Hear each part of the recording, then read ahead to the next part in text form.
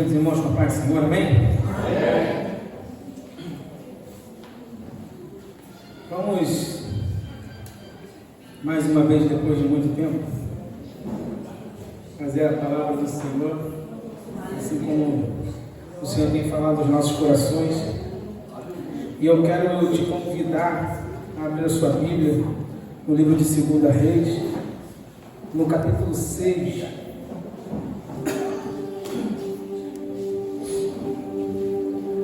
No versículo de número 8. Para quem não me conhece, eu me chamo Felipe, mas eu acho que todos me conhecem. Então vamos poupar as apresentações e vamos à leitura. Aqueles que acharam, digam amém.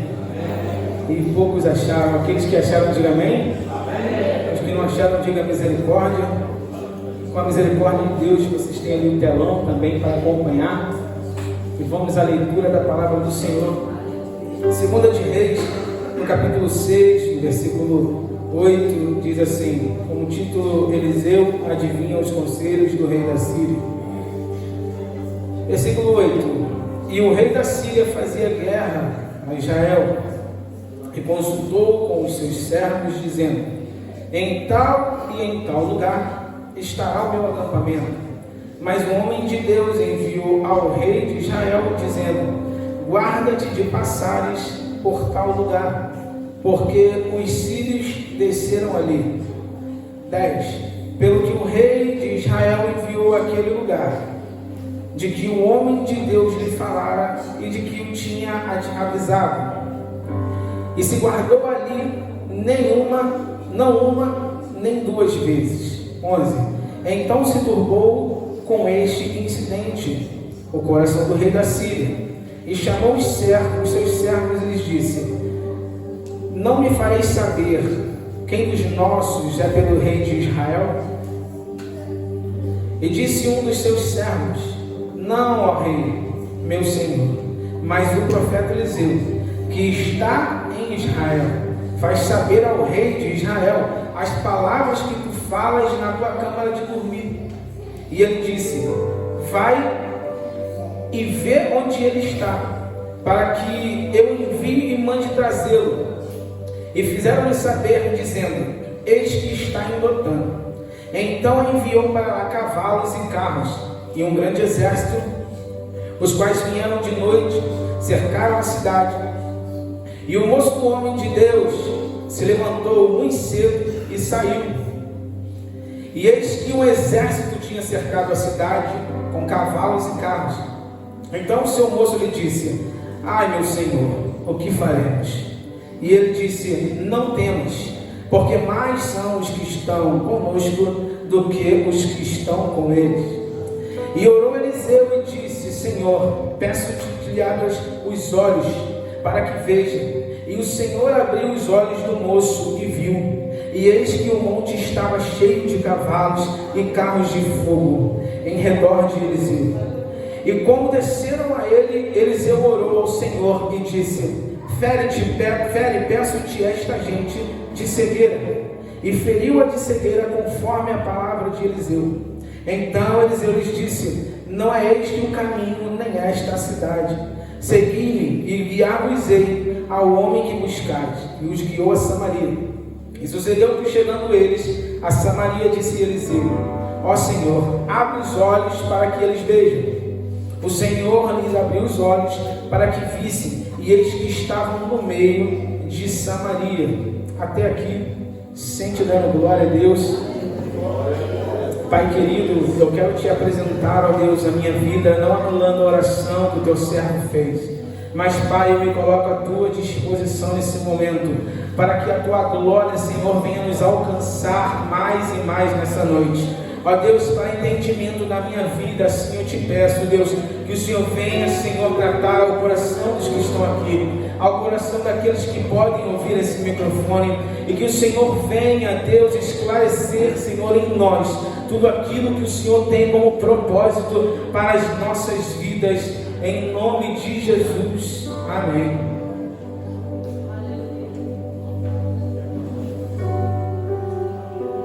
texto que nós lemos, que fez menção em 2 Reis, no capítulo 6, versículo 8, narra a história de um homem chamado Eliseu. Eliseu que foi um homem que, sendo ungido por Elias que recebeu de Deus uma ordem para ungir Eliseu, ele começa a praticar e andar com Elias, vendo que tudo aquilo que Elias fazia era de acordo com o que Deus queria para a vida dele. A palavra vai dizer que Eliseu, nesse momento, ele passa a mensagem para o rei de Israel, porque ali ia ser travada uma guerra, que o rei da Síria, ele desce para pelejar contra os filhos de Israel. E a palavra, ela diz um pouco mais atrás que a Síria tinha feito um tratado com Israel, onde não haveria mais confrontos, porém as hostilidades, elas continuavam ali. E Eliseu, nesse momento, é usado por Deus para assim falar ao rei que eles deviam poupar-se de passar por tal lugar, porque senão ali seriam ceifados, ali seriam abatidos. A palavra vai dizer que Elias é um homem que se levanta, um homem que Deus se levanta no meio do povo, um profeta este que profetizou contra Acabe, todos conhecem a palavra, onde ele profetiza que não haveria chuva, onde ele profetiza que ficariam 3 anos sem água, e ali não desceria orvalho, e ali o povo começa a passar uma dificuldade, onde eu vejo aqui um cenário onde Elias ele vai para onde Deus manda, próximo ao ribeiro de Querite, e ali ele fica escondido. Por quê? Porque o rei de Israel, Acabe, queria ceifar a vida de Elias. Jezabel é uma mulher que se levanta com deuses pagãos, e ela se levanta contra profetas, e começa ali uma perseguição. Não muito diferente, fazendo um paralelo a isso com a vida de Elias. Nós temos ali um momento onde Israel ele é poupado daquilo que poderia passar, daquilo que se chama a morte, onde seriam ceifados e ali acabaria ciclos de vida, acabaria talvez projetos, aquilo que o rei talvez poderia fazer. Eliseu ali naquele momento começa a fazer um paralelo, ele começa a ser perseguido pelo rei da Síria. Porque é interessante onde o texto ele nos fala aqui, o rei ele pergunta: quem de vocês estão ali contando aos homens do rei de Israel? Ou seja, estão caguetando aquilo que nós estamos fazendo. A partir daquele momento, o rei ele se levanta, e ele se levanta contra um profeta do Senhor. Ele não se levanta contra qualquer um homem, porque uma voz surge do nada e fala assim: eu sei quem foi que falou, foi Eliseu, e eu sei onde ele está em Dotã. Nesse momento eu já quero falar algo para você nessa noite. Existem momentos na sua vida que o inimigo ele vai se levantar, e vai ter pessoas para caluniar você, pessoas para apontar aquilo que você errou, pessoas para falar aonde foi o horário, a situação, mas aquilo tinha um proveito que o Senhor guardou, assim como guardou Elias, guardou Eliseu, e não deixou que os homens chegassem a Eliseu para ceifar. A palavra de Deus vai dizer que o rei da Síria dispersa os homens, um grande exército, para pegar um homem apenas, que estava em Dotã. E chegando lá, eles começam a procurar o servo de Eliseu. Se levanta pela manhã e se depara com um grande exército. Ele se depara com um problema iminente. Ele se depara com um desespero batendo no seu coração, porque ele ainda não tinha a visão espiritual que Eliseu tinha. Eliseu era um homem que estava debaixo daquilo que Deus tinha ordenado sobre a vida dele, um homem que foi ungido segundo a palavra de Deus. Então ele já tinha a noção das coisas que o inimigo poderia tramar na vida dele, no mundo espiritual, que converteria para o material. Então o homem se levanta de manhã e ele se desespera, porque ele dá de cara com um exército onde estava ali para ceifar a vida de Eliseu. E quem está junto para ser ceifado também vai ser, porque a realidade é, se ele estava ali junto, eles não iam dar continuidade ao propósito, do servo de Eliseu. E a palavra vai dizer que quando ele se depara com o povo, ali na frente dele, um exército gigante, ele simplesmente fala: Eliseu, o que faremos? Eliseu, agora eu estou desesperado, porque nesse momento nós estamos aqui encurralados. Nós estamos aqui de uma maneira onde não sabemos o que fazer. Mas ainda que o seu servo estivesse cego para ver aquilo que Deus iria fazer, Eliseu, ele prontamente fala: Senhor, abre os olhos desse homem, abre os olhos dele para que ele possa ver esse exército que está cercando, esse exército que está nos guardando, o exército que está guardando o seu povo, o exército que está guardando essa igreja, o exército que está guardando a tua vida, o exército que está te cercando, porque o inimigo ele está ao nosso derredor, mas ao nosso redor está o exército do Senhor dos Senhores, do Rei dos Reis, aquele que te guarda, aquele que guarda a tua casa, aquele que levanta a palavra do céu para te dizer: eu te guardo por onde você passar. Não importa a circunstância, aquilo que o inimigo tenha feito para se levantar, o Senhor do Rei dos Reis está guardando a tua vida nessa noite.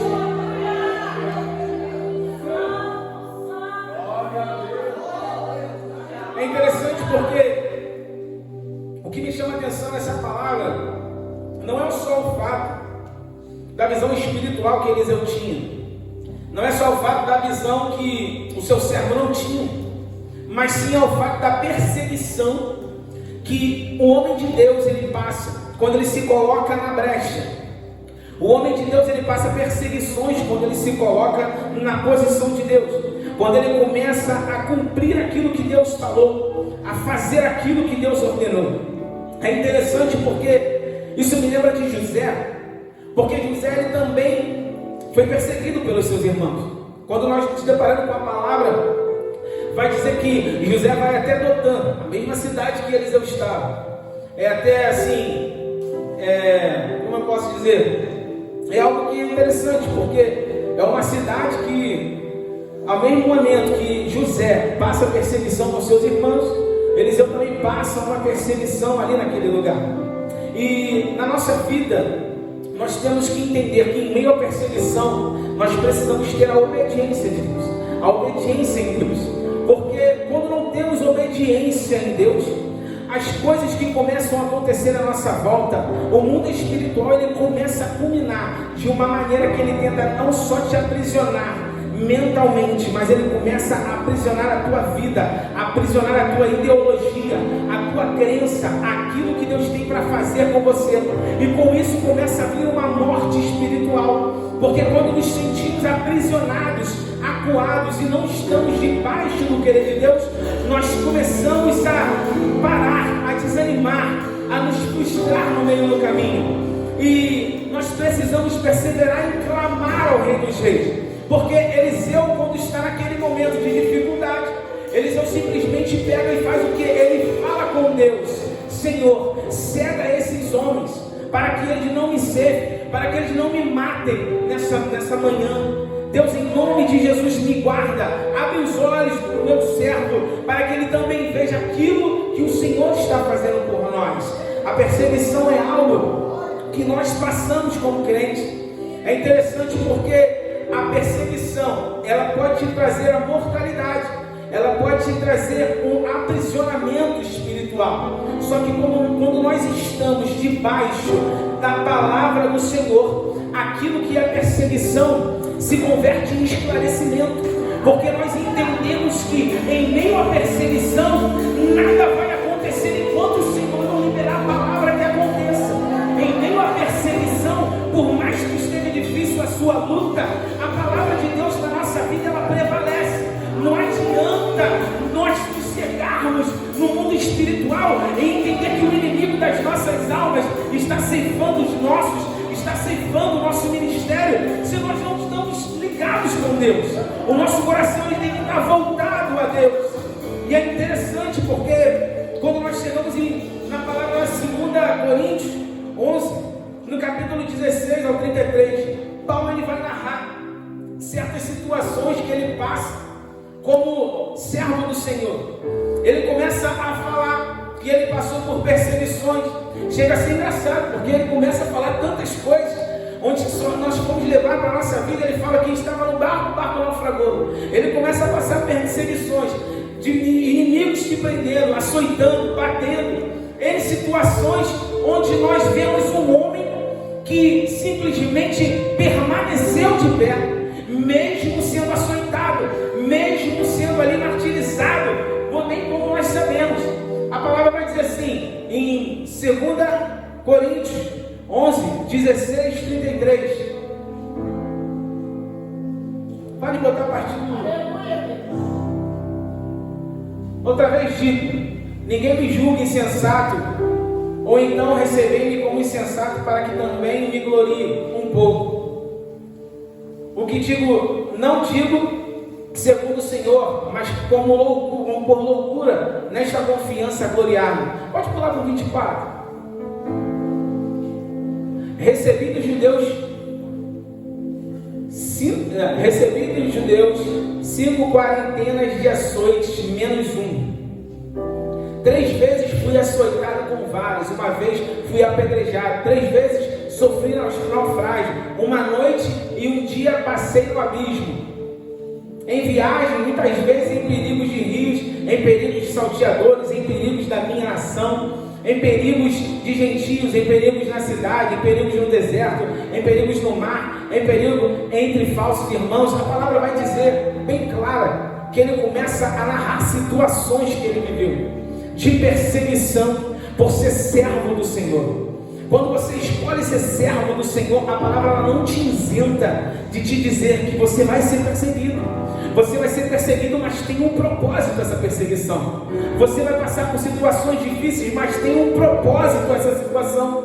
E quando nós nos colocamos em oração para passar por certas situações, nós colocamos a nossa vida mais próxima de Deus. Porque quando nós oramos, nós não falamos a Deus aquilo que Ele tem que fazer. Nós não mudamos o pensamento de Deus com relação a nós. Quando nós começamos a orar a Deus, Ele muda o nosso pensamento, a vontade dEle. É diferente do que eu quero que Deus faça por mim. Mas não, quando você começa a orar pela tua casa, quando você começa a orar pela tua vida, quando você começa a expor aquilo que você está precisando, aquilo que você está precisando talvez não está alinhado com o coração de Deus, mas a oração ela esclarece na tua mente o que Deus tem como propósito na tua vida.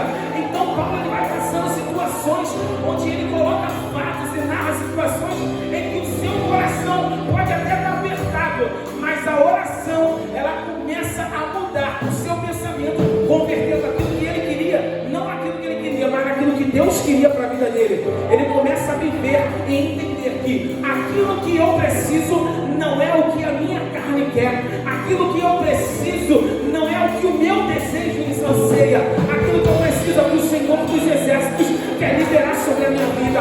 Nessa noite Deus te trouxe aqui nesse lugar para te dizer, talvez o que você tem pedido ainda não aconteceu, mas se chegue mais à presença de Deus, porque Ele tem grandes coisas para liberar do céu para a tua vida.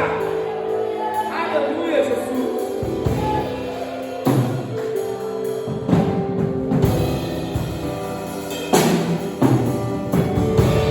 2 Coríntios vai narrar uma situação onde a palavra vai dizer que em tudo somos atribulados, mas não desanimados.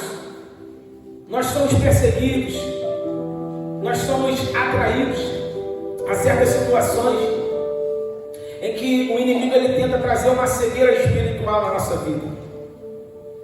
Como eu estava falando de José, um homem que, quando moço ainda, ele tem um sonho, ele conta o sonho à sua família. Talvez se ele não contasse, não passaria por aquilo tudo, mas ele conta o sonho à sua família. E se ele não contasse o sonho, tudo aquilo que Deus tinha para a vida dele talvez aconteceria de outra maneira.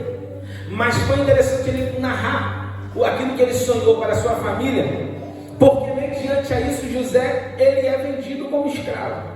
Então a sua perseguição, talvez material e espiritual, começa a partir do momento que nós às vezes somos perseguidos pelos de fora, assim como Eliseu foi perseguido pelos de fora. Mas também tem situações em que somos perseguidos pelos de dentro da casa.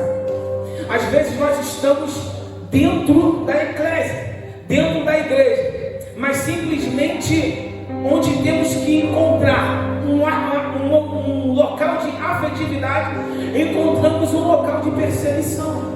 Porque quando nós pregamos o amor de Jesus, quando nós pregamos o amor da cruz, às vezes nós expomos isso com palavras, mas os nossos lábios não honram aquilo que o nosso coração deveria sentir. Porque às vezes nós falamos coisas que não vivemos, às vezes nós expomos situações que não fazemos, e simplesmente a perseguição, assim como ela vem de fora, ela também pode vir de dentro. E José passa essa situação desconfortável, onde um local onde ele deveria ser acolhido, um local onde ele deveria ser abraçado, passa a ser um local de perseguição por seus irmãos. Quantas vezes nos deparamos dentro da nossa casa, ou talvez dentro da nossa igreja, ou talvez dentro de um ambiente familiar, onde nós deveríamos ter um abraço daqueles que estão junto conosco e simplesmente temos 4, 5, 6, 10 dedos apontando.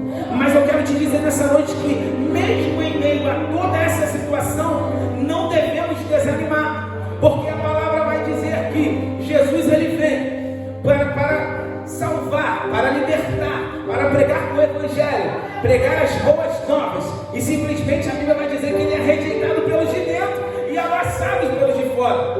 Às vezes nós estamos em certas situações que o nosso ego não consegue desatar as vendas que estão em nossos olhos, e simplesmente nós pegamos o nosso irmão e ao invés de abraçar o nosso irmão, nós começamos a apontar o nosso irmão. Mas só que o Evangelho não nos ensina que nós devemos perseguir pessoas. O Evangelho nos ensina que nós devemos pregar o amor, que nós devemos amar o nosso próximo, para que ele venha reconhecer que Deus o ama.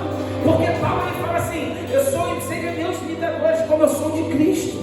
Então, se nós devemos ser imitadores de Cristo, nós precisamos entender em nossa consciência e em nosso coração que não adianta a gente pegar fatos isolados de erros que pessoas cometeram e julgar essas pessoas. Porque eu já me deparei com situações onde eu vi pessoas julgando outros, e simplesmente hoje um amigo meu que eu tinha de anos atrás, ele não se encontra mais na casa do Senhor.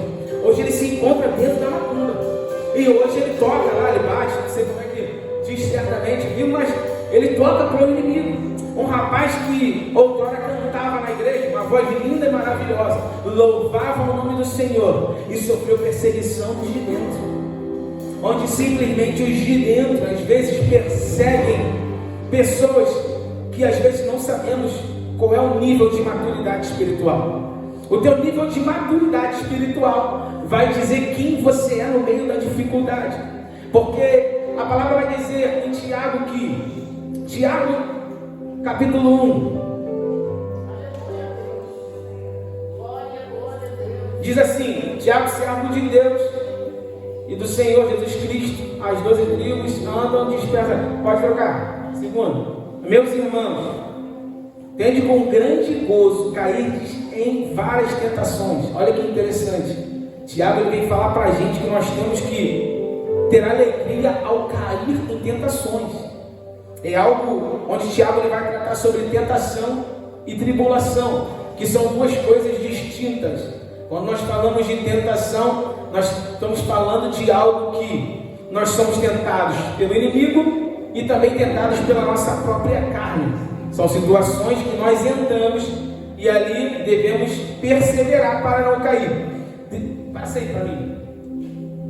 Peça, porém, com fé, não duvidando, porque o que duvida é semelhante à onda do mar. Não. Estava no 2,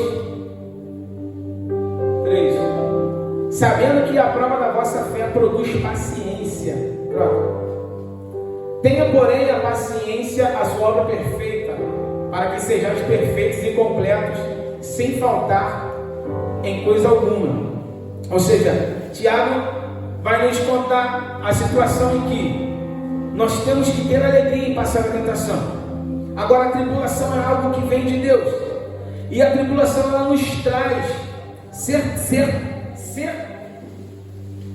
tentado é algo que vai nos trazer a nossa queda, mas a tribulação, em certos momentos, vai trazer a nossa ascensão, vai trazer, em meio à tribulação, você tendo paciência, você adquire experiência com Deus. Então, quando você passa uma situação em que Deus ele está te provando, você simplesmente está galgando um nível espiritual de maturidade.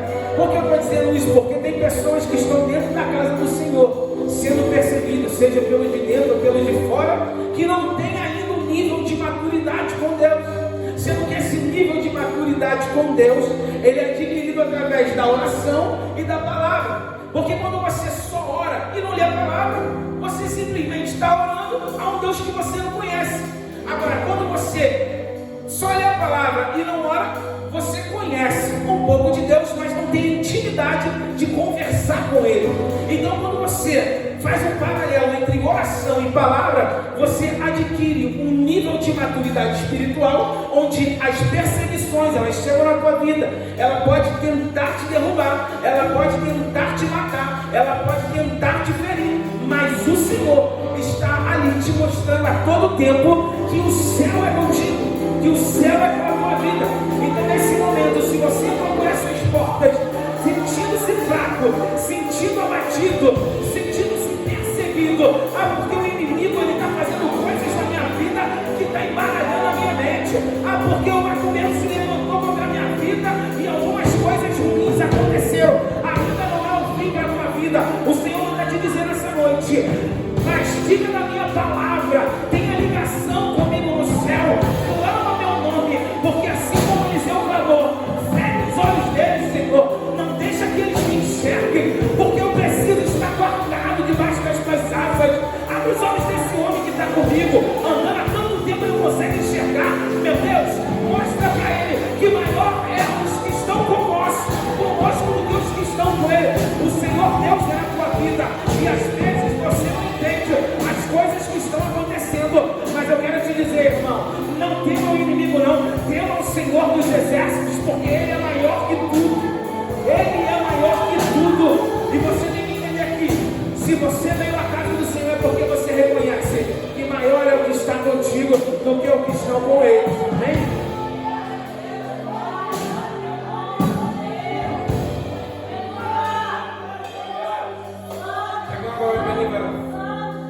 Falar se acabou.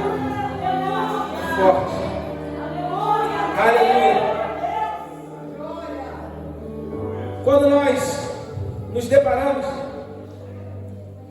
com a perseguição, eu aprendo que, como nós lemos em Tiago, capítulo 1, eu aprendo que nós devemos perseverar.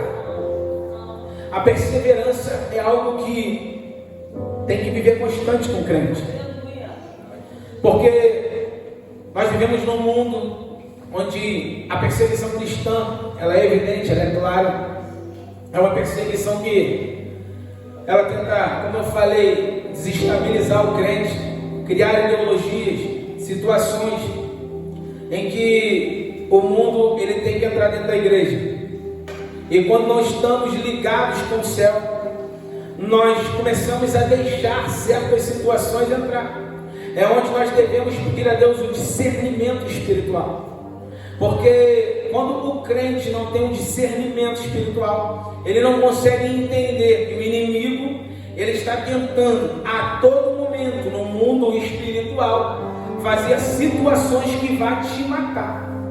Porque quando você não está ligadinho com Deus, a grande realidade é que você talvez não vai ter uma morte física, mas você vai ter uma morte espiritual. E quando você morre espiritualmente, você simplesmente para de escutar a voz de Deus.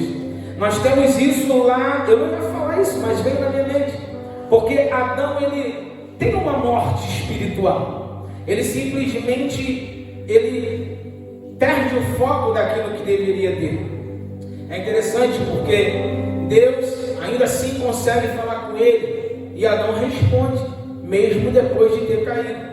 Então, o que nós devemos entender é que, independente disso, se você está passando situações onde o mundo está tentando aprisionar você com ideias, com valores que são contrários àquilo que você aprende na Bíblia, porque tem pessoas que elas adquirem isso para si. Tem pessoas que leem a Bíblia, mas não conseguem colocar em prática aquilo que leu. E simplesmente ela às vezes recebe uma notícia de um jornal, recebe uma notícia de uma novela, porque nós como seres humanos nós somos influenciados por algo ou alguma coisa, por alguém. Concordam comigo? Todo mundo na vida se espelha em alguém. Nós nos espelhamos em Jesus. Mas eu não digo simplesmente Jesus. Sempre tem alguém que você, quando fala assim, quando eu era adolescente, tinha um camarada na minha escola que eu achava aquele professor, muito 10. Eu achava aquele camarada culto, excelente, entendedor ali daquilo que passava. Ou então nós temos também exemplos de pessoas que estão dentro da igreja, em que nós olhamos e falamos assim, eu tenho um homem, Hernandes Dias Lopes, como um camarada referência para mim da palavra. Então nós somos influenciados por algo ou alguma coisa. Em todo tempo a mídia tenta colocar situações em nossa mente em que nós nos desviamos daquilo que o Senhor quer para nós e começamos a receber aquilo em nosso coração que é contrário àquilo que Deus quer.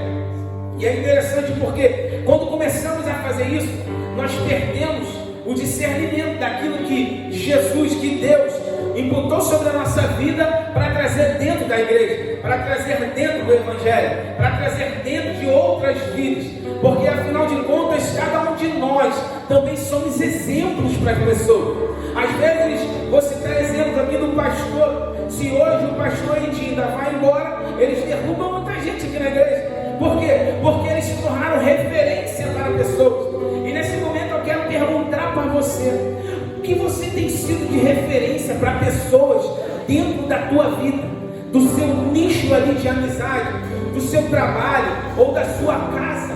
O que você tem sido de referência?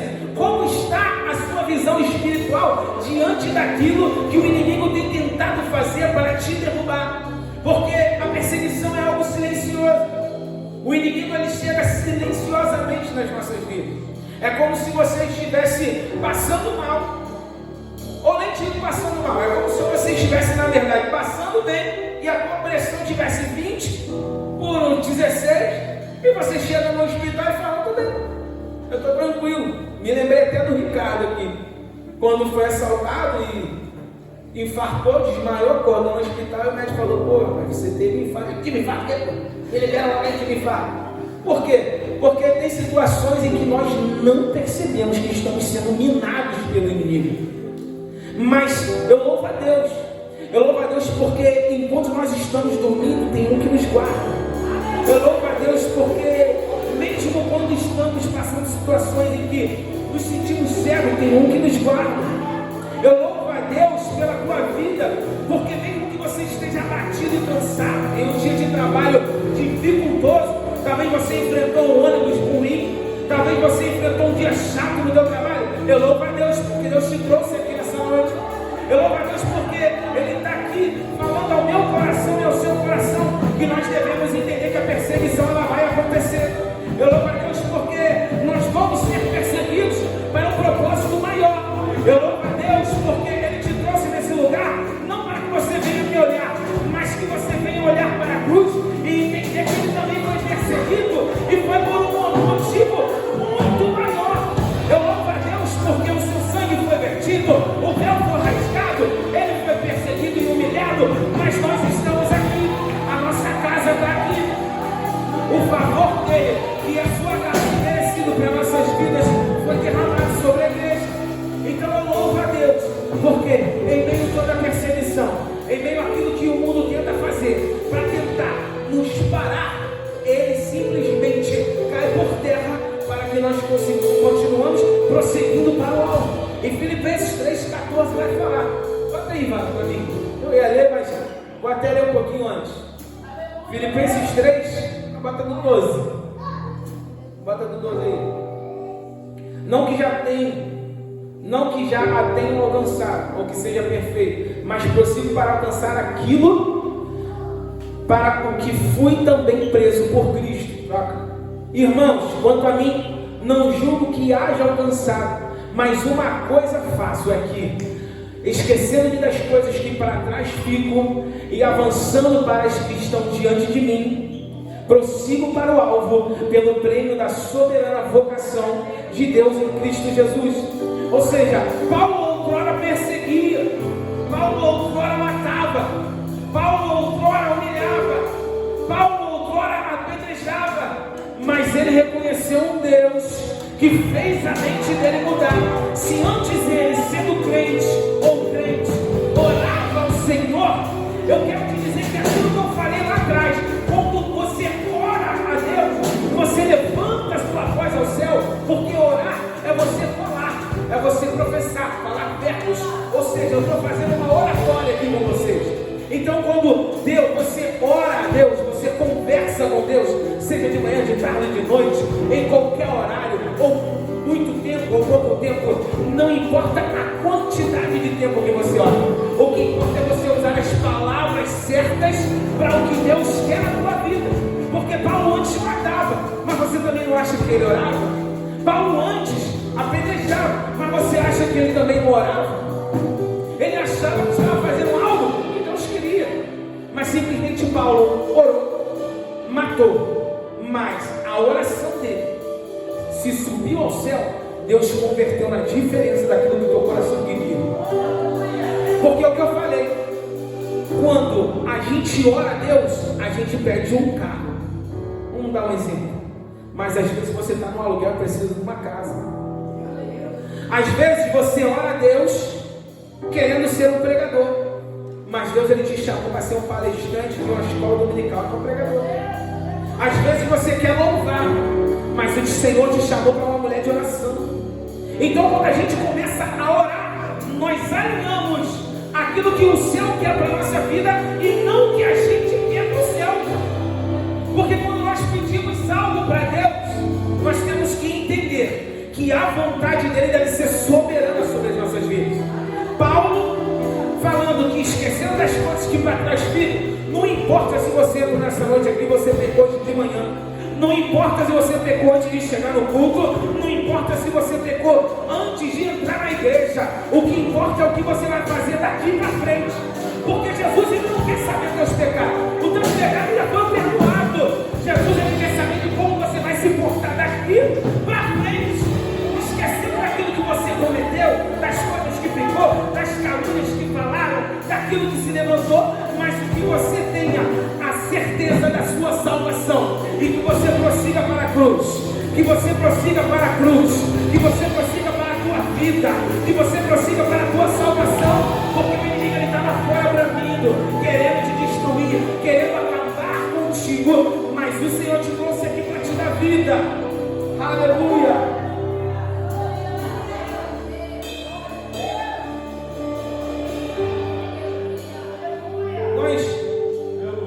Precisamos perseverar.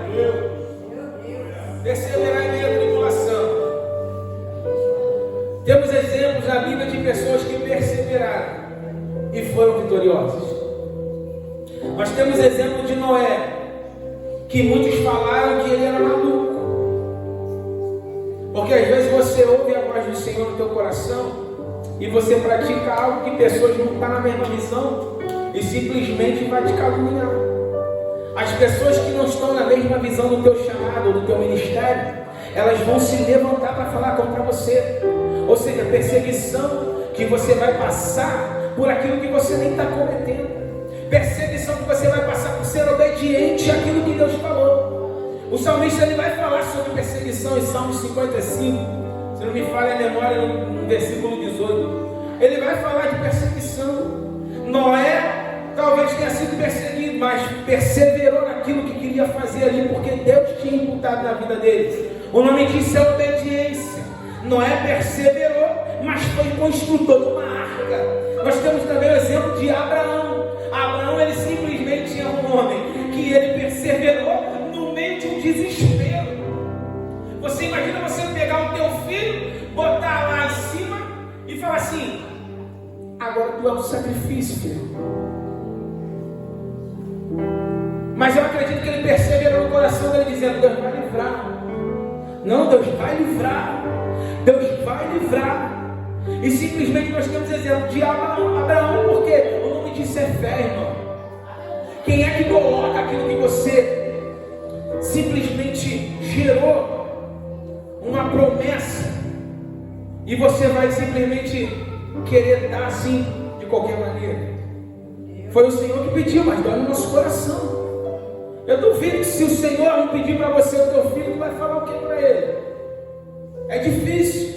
Nós temos exemplo de Jó. Jó perseverou em meio ao sofrimento. Foi um homem que passou uma situação onde ele perdeu praticamente tudo. E a sua própria disjuntora fala contra o seu Deus. Mas ele perseverou. Nós temos exemplo de José, que perseverou também no meio da escravidão, no meio da calúnia. José, ele persevera e tinha um propósito. O propósito era livrar o povo, não era só ser governador. Se fosse só para ser governador, estava bom demais. Mas ele simplesmente persevera e salva um povo da miséria e da fome, salva um povo da morte. Nós temos exemplo de Moisés, que perseverou e foi libertador dos hebreus. Ele simplesmente, com a sua vara, o seu cajado, o camarada já tinha uma experiência no tempo e simplesmente deve ter parado de frente e falou: Jesus, o que eu faço? Ele falou: não tem que te falar ainda. Estenda a vara. E ele simplesmente foi um homem que foi um ícone para nós hoje no Pentateuco. Um camarada que perseverou no meio da perseguição.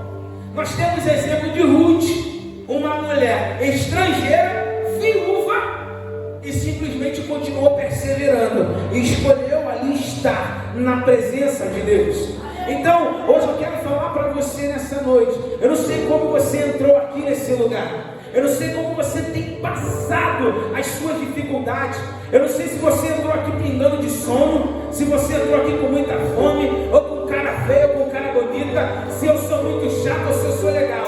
Mas eu quero te dizer nessa noite que hoje Jesus, ele fala para você assim, ó: eu sei que tu está sendo perseguido, eu sei que as tribulações estão vindo para você, mas é para você crescer, é para a tua vida ter uma ascensão. O teu ministério não pode mais ficar parado, o teu ministério, ele não pode ficar estagnado, porque eu tenho algo muito maior para a tua vida.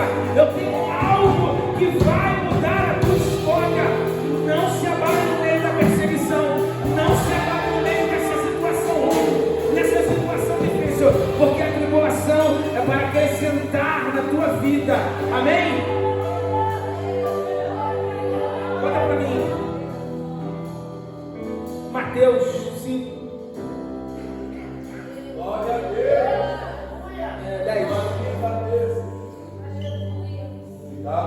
Bem-aventurados os que sofrem perseguição por causa da justiça, porque deles é o reino dos céus. Bem-aventurados sois vós quando injuriarem e perseguirem e mentindo disserem todo mal contra vós por minha causa. Exaltai e alegrai-vos, porque é grande o vosso galardão no céu. Aleluia. Porque assim perseguiram os profetas que foram antes de vós. Entende isso aqui?